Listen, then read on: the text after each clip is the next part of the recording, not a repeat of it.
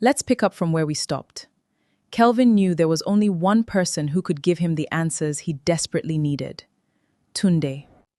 Kelvin found Tunde later that evening. The conversation was brief, far shorter than he had imagined. He arrived carrying questions, but he left with even more. Tunde listened quietly. His expression revealed little. When Kelvin asked for answers, they stood on opposite sides of a divide neither of them understood. Kelvin wanted clarity. He wanted reassurance. He wanted to hear that there had been some terrible misunderstanding. Instead, he was met with uncertainty, and that uncertainty changed everything. In the days that followed, the distance between them grew. Calls became less frequent. Messages went unanswered. The friendship that had once seemed unbreakable began to unravel. Kelvin tried to focus on moving forward, but the questions refused to leave him. Every memory felt different now. Every shared success carried a shadow of doubt. Then, just when he thought the situation couldn't become any more confusing, an unexpected discovery forced him to reconsider everything he believed. A piece of information surfaced, something neither Kelvin nor anyone else had considered.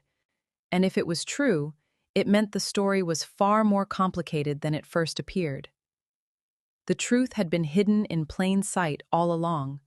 For years, Kelvin replayed that final conversation in his mind. The silence, the unanswered questions, the look on Tunde's face before he walked away. He searched for reasons. He searched for explanations. But none ever came.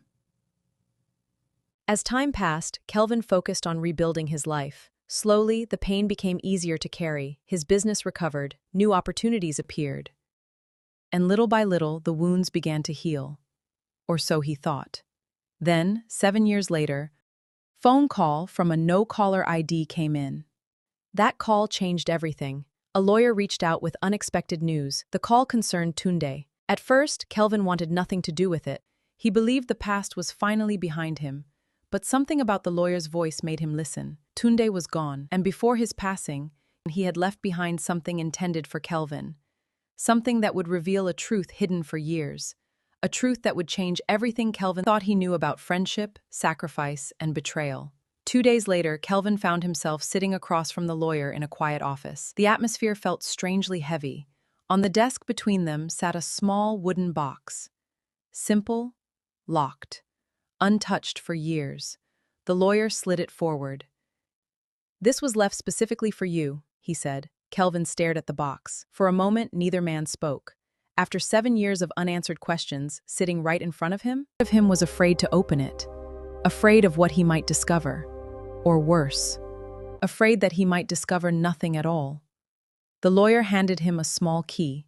"Tunde was very clear," he said quietly. "He wanted you to receive this personally." Kelvin's hands trembled as he unlocked the box. Inside were several carefully organized envelopes, old photographs, personal notes, documents, and at the very bottom, a sealed letter with his name written across the front.